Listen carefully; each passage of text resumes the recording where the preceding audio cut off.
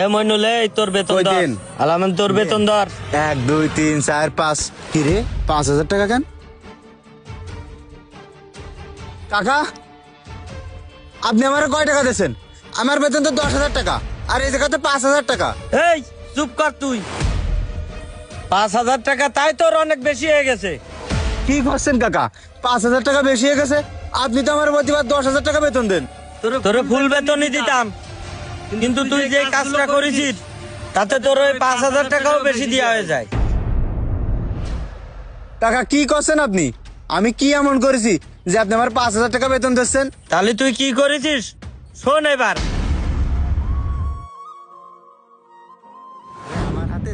যখনই দেখি তখনই ও মোবাইলই কথা কয়। কি যে কথা কয় মোবাইলই আল্লাহ জানে। যা করে করুক, মালিক দেখলি বসবে না। একটা কথা বলতাম, তোমার একটা পিক দিবা, তোমাকে না খুব দেখতে ইচ্ছা করতেছে।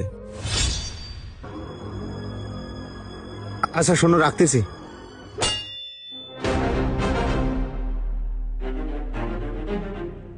এমনুল, যা সায়জা দিনি, যা একটু জিরে নিকে যা। সারাদিন তো তুই কাজ করতেছিস, আমার একটু কাজ করতে দে না।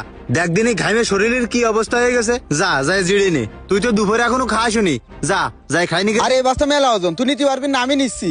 আরে পারবা না, তুই যা তো যাই খাই নিকে যা। পারবো না মানে পাতি তো হবেই। আলামিন ওই জায়গায় কাজ করতেছে আর এ ঘুমোচ্ছে। এই